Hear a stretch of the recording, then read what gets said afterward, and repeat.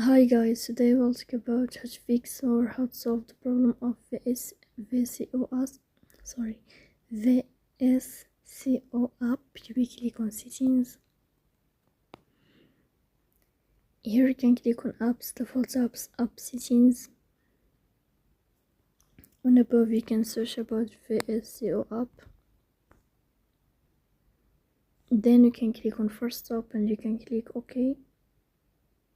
After that you'll enter to the window of storage.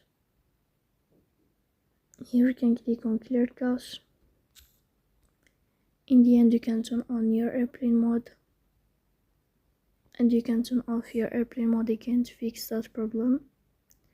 So please don't forget to support us by like and subscribe.